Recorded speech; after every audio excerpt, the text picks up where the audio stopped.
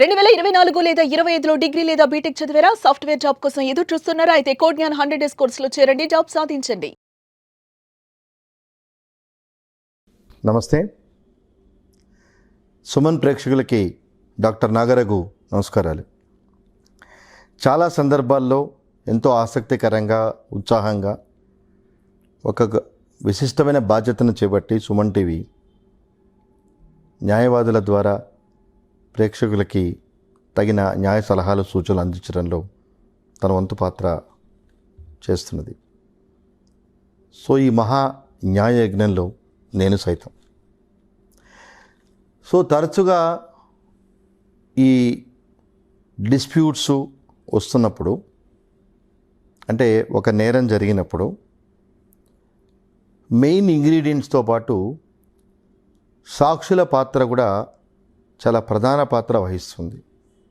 అంటే ఒక నేరం జరిగినప్పుడు క్రెడిబుల్ ఎవిడెన్స్ ప్లస్ దానికి సంబంధించిన ఆధారాలతో పాటు సాక్షులది కూడా చాలా ప్రభావితం చేస్తుందని మరోసారి చెప్తున్నాను. ఫర్ ఎగ్జాంపుల్, ఫ్యామిలీ మ్యాటర్స్ కౌన్సిలింగ్లో most of the circumstances, most of the situation భర్త తాలూకు వాళ్ళ మాటలకి తగినంత ప్రాధాన్యత ఇవ్వరు. భార్య చెప్పిన మాట, అంటే భార్యతురాలు ఆమె చెప్పిన సాక్ష్యానికి, వాళ్ళ తాలూకు వాళ్ళు చెప్పిన సాక్ష్యానికి కన్సిడరేషన్ ఇస్తారు. సో మెయిన్గా ఇటువంటి సందర్భాల్లో ఎట్లా ఆ యొక్క నేరాల్ని నిరూపించుకోవటంలో, అంటే చేయలేదని నిరూపించుకోవటంలో రెండు పక్షాల పాత్ర ఉంటుందనేది చాలా క్లిష్టమైన విషయం. ఇప్పుడు అమ్మాయి, అంటే భార్య అనుకుందాం కొంతసేపు, ఈ 498 విషయం ముందు మాట్లాడుకుందాం. అలాగే తర్వాత వివిధ రకాల నేరాల్లో సాక్షుల పాత్ర ఎంతవరకు ఉంటుందనే విషయం ఈ ఈటీవీ సుమన్ టీవీ ప్రేక్షకులు తెలియజేద్దామని సంకల్పం. ఎందుకంటే చూస్తున్న ప్రేక్షకుల్లో చాలామంది రకరకాల లీగల్ కేసులు వేయటమో, ఇలాంటి వేళ్ల మీద ఉండే అవకాశాలు ఉన్నాయి. వాళ్ళకి నా సలహా, సూచనలు వాళ్ళ కేసు పురోగతికి ఉపయోగపడతాయని నా చిన్ని ప్రయత్నం. ఎక్కువ వాల్యుబుల్, అంటే నెంబర్ ఆఫ్ కేసెస్ ఉన్నవి 498A. ఈ 498Aలో నార్మల్గా జరిగే సందర్భాలు, అంటే వాళ్ళు తీసుకునే ప్లీ, అడిషనల్ డౌరీ, మేము పెళ్ళప్పుడు అంత ఇచ్చాము, ఇంత ఇచ్చాము, యాజ్ పర్ ది డిమాండ్ అనేది అంటారు. ఒక పక్క డౌరీ ప్రొహిబిషన్ యాక్ట్ అనేది ఉన్నా కానీ దాన్ని ఎవరు ఖాతరు చేయట్లేదు. సో వాళ్ళ స్థితిగతుల్ని బట్టి పెళ్ళి అట్టహాసంగా చేయటము, ఎంత గ్రాండ్గా చేస్తే అది వాళ్ళంత స్టేటస్ సింబల్గా అనుకోవటం అనేది ఇవాళ రేపట్లో ఇర్రెస్పెక్టివ్ ఆఫ్ పీపుల్ అదొక స్టేటస్గా భావిస్తున్నారు. సో ఈ సందర్భంలో కొంతకాలం అయిన తర్వాత, అంటే 10 ఏళ్ళు 12 ఏళ్ళు పెళ్ళైన సందర్భాల్లో కూడా డౌరీ హెరాస్మెంట్ జరిగింది అని కంప్లైంట్స్ ఇవ్వటం జరుగుతుంది భర్త తాలూకు వాళ్ళ మీద. అటువంటి సందర్భాల్లో భర్త తాలూకు వాళ్ళు ఫస్ట్ వాళ్ళు ఎలా దాన్ని ప్రూవ్ చేసుకోవాలి, అలాగే భార్య దాన్ని ఏ రకంగా సమర్థించుకోవాలనే విషయం చాలా కీలకమైంది. ఇప్పుడు అమ్మాయి కంప్లైంట్ ఇస్తుంది, నన్ను అన్ని లక్షలు డిమాండ్ చేశారు, ఇన్ని లక్షలు డిమాండ్ చేశారు అని. ఫస్ట్ అండ్ ఫార్మోస్ట్ క్వశ్చను అటు పోలీస్ వాళ్ళు కానీ, అంటే ఇన్వెస్టిగేషన్ ఏజెన్సీ కానీ, ఈవెన్ కోర్టులు కూడా పరిగణలో తీసుకోలేని విషయం ఏంటంటే దేర్ ఫైనాన్షియల్ కెపాసిటీ. అంటే గతంలో ఇంత కట్నం ఇచ్చామని చెప్పని అన్నారు, ఇప్పుడు ఇంత డిమాండ్ చేస్తున్నారు అన్నారు. Whether really the girl and her parents are capable enough to afford that kind of demand is the question. ఇప్పుడు మిడిల్ క్లాస్ ఉద్యోగస్తులు ఉంటే వాళ్ళని లక్షలు డిమాండ్ చేస్తున్నారు అనే మాట ఎంతవరకు సమర్థనీయం అనేది చాలా అర్థవంతమైన, ఆలోచింపచేయాల్సిన విషయం. సరే, నార్మల్ టెండెన్సీ ఏంటంటే నా కూతురు బాగుండాలనే ఉద్దేశంతో నేను అప్పు చేసినా సరే I will try to meet the illegal demands of my in laws, అంటే son in law and his parents అనేది ఒక శాస్త్రం ఉంది, అదొక సాంప్రదాయంగా.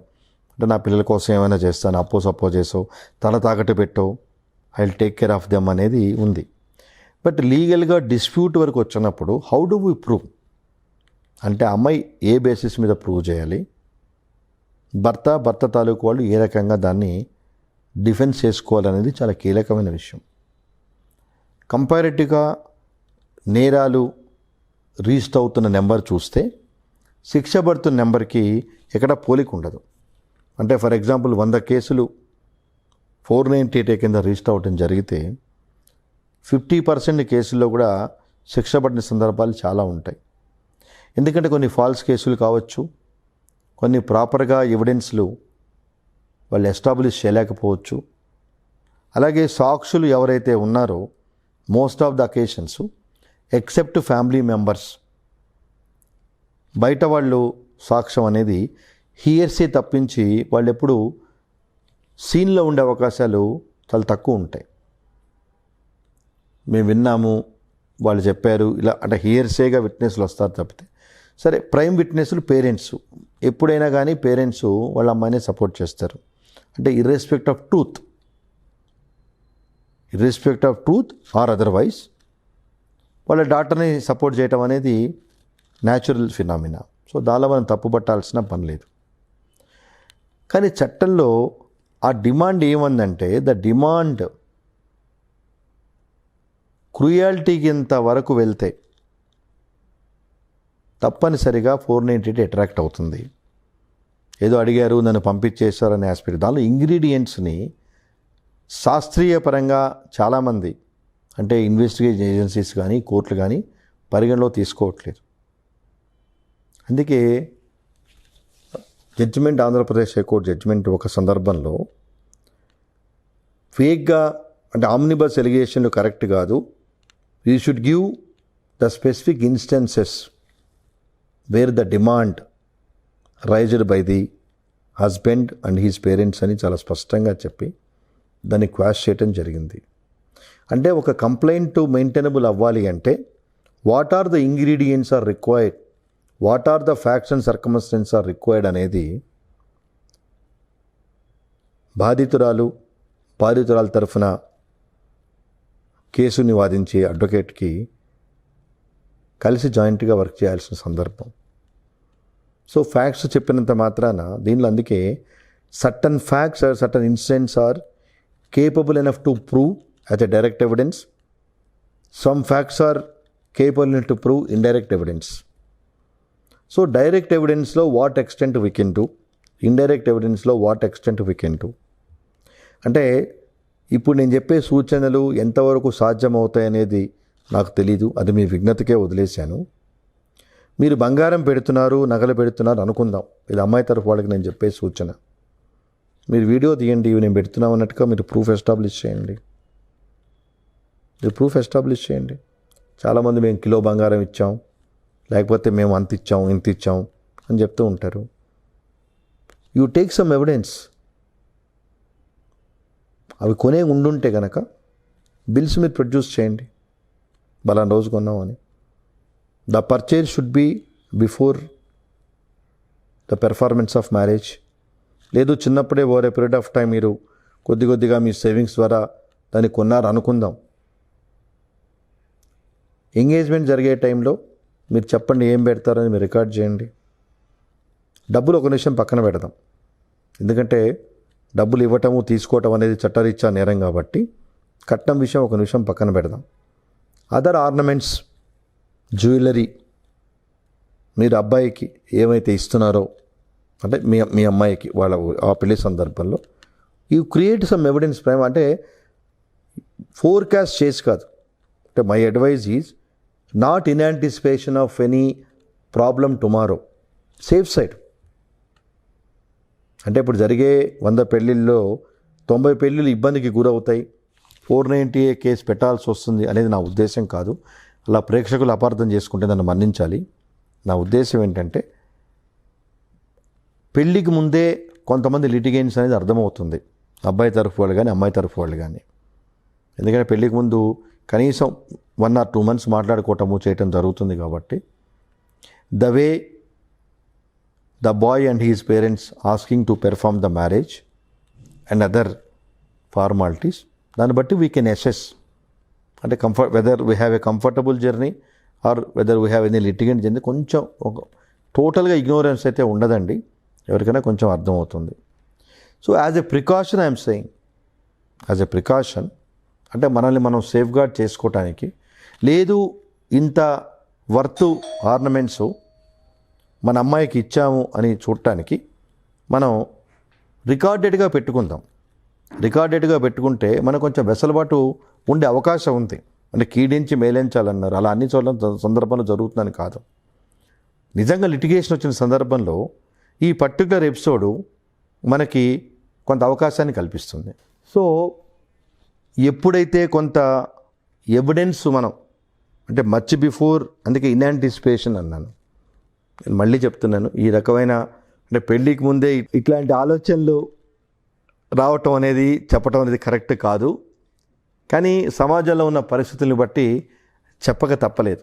సో రేపు మనం ప్రూవ్ చేయాలంటే ఏమి జ్యువెలరీ ఇస్తున్నామో let us make it as a recorded evidence. So రేపటి రోజు డినై చేసే అవకాశం లేదు కదా while handing over the things. అలాగే ఎప్పుడైతే ట్రాన్స్పరెన్సీగా ట్రాన్సాక్షన్ జరిగిందో, అంటే ట్రాన్సాక్షన్ అనే మాట కూడా తప్పే, కానీ ఇప్పుడు అలా అయిపోయింది. సిస్టంలో వచ్చేటప్పటికి that is how people are taking the advantage. So 498లో ఎవిడెన్స్ మనం ప్రైమా ఫేసి ప్రూవ్ చేయాలన్నా, లేదు రేపు రికవరీ ఆఫ్ జ్యువెలరీ మనం అడగాలన్నా, first of all you should have prima facie evidence. So evidence ఏంది మీరు ప్రూవ్ చేయలేంది. ఎందుకని ఈ మాట చెప్పడం జరుగుతుందంటే, దానికి కౌంటర్ బ్లాస్ట్గా వాళ్ళు ఆ అమ్మాయి పుట్టింటికి వెళ్ళేటప్పుడు మొత్తం తీసుకెళ్ళిపోయింది, ఆమె నగలతో పాటు మా బీరువాలో మా నగలు కూడా ఉన్నాయి, మా నగలు కూడా ఎత్తుకుపోయింది, అసలు యాక్చువల్గా మేమే కేసు పెట్టాలి, కోడలని చెప్పి మేము లీనియంట్ వ్యూ తీసుకున్నాము అని చెప్పే సందర్భాలు ఉంటాయి. మీరు ఆ స్కోప్ ఎందుకు ఇవ్వాలి? అంటే మళ్ళీ ఇక్కడ ఇంకొక సందర్భం, ఇంకొక అవకాశం భర్త సైడ్ వాడికి రావచ్చు. కరెక్టేనండి, ఆ జ్యువెలరీ అంతా మాకు ఇచ్చినట్టుగా మీరు ప్రూఫ్లు పెట్టుకోమన్నారు, కానీ కాపురానికి వచ్చినప్పుడు ఈ జ్యువెలరీ అమ్మాయి తేలేదు, వాళ్ళ పుట్టింట్లోనే పెట్టుకొని వచ్చింది, దానికి మీరేమంటారు అనొచ్చు. అది జనరల్గా అది కూడా ఒక పాయింటే, కానీ జనరల్గా ఒకసారి మ్యారేజ్ టైంలో ఇచ్చిన జ్యువెలరీ పుట్టింటిలో పెట్టొస్తే నువ్వు ఎందుకు తీసుకురాలేదు ఓకే అనుకున్నంత సందర్భాలు చాలా తక్కువ ఉంటాయి. సో ఆ కాపురానికి వచ్చినప్పుడు తేకపోయినా తర్వాత ఇన్లాసు డెఫినెట్గా తీసుకురమ్మని అడుగుతారు ఇన్ జనరల్. అండ్ అన్లెస్ వాళ్ళు ఏదన్నా ఫారెన్లో ఉంటే తప్పించి అది అవకాశం సందర్భాలు ఉన్నాయి. బట్ 498లో క్రూయాలిటీ అనేది ప్రధాన పాత్ర వహిస్తుంది. దాన్ని ఇన్వెస్టిగేషన్ ఏజెన్సీస్ తర్వాత ఈ కోర్టులు దాన్ని విస్మరిస్తున్నాయి. సో ఈ సుమన్ టీవీ ప్రేక్షకులు తెలియజేయటం ఏంటంటే 498 ఒక్కటే మెయింటైనబుల్ కాకుండా తదుపరి ఏదైనా ఇబ్బందులు అంటే అమ్మాయి 7 ఏళ్ళ లోపల చనిపోయినా, అలాగే ఆ సందర్భంలో ఇంకేదన్నా ఇబ్బందికరమైన వాతావరణానికి అమ్మాయికి గురైనా దానికి 302 ఆ సెక్షన్లన్నీ ఉన్నాయి. నేను అవన్నీ అంత ఓపెన్గా మాట్లాడుకోవడం ధర్మం కాదనిపించి I'm choosing my words. So బేసికల్గా ఈ ఎపిసోడ్లో 498A అనే కాన్సెప్ట్లో భార్య తాలూకు వాళ్ళ కేసు ప్రూవ్ చేసుకోవడానికి దోహదపడే అంశాలు, పెళ్ళప్పుడు వాళ్ళు ఇచ్చిన జ్యువెలరీ దానికి తగిన ఆధారాలు, అలాగే వాళ్ళ ఫైనాన్షియల్ కెపాసిటీ, ఏ సందర్భాల్లో ఎవరు డిమాండ్ చేశారు, ఏం చేశారు, సో ఎప్పుడైనా కౌన్సిలింగ్ జరిగిందా అంటే చాలామంది చెప్పచ్చు, ఇప్పుడు నా భార్యతో అదే నా భర్తతో అత్తామావలతో ఇబ్బంది ఉన్నంత మాత్రాన కాపురాలు ఏమీ ఇబ్బంది పడవు. There every possibility to make in house counselling చేసే అవకాశాలు చాలా ఉంటాయి. ఇప్పుడు ఎక్స్ట్రీమ్ అంటే ఇన్ హౌస్ కౌన్సిలింగ్ జరగక పెద్ద మనుషుల ద్వారా కాకుండా ఉంటేనే మీరు 498A పోలీస్ స్టేషన్లో కంప్లైంట్ ఇవ్వండి.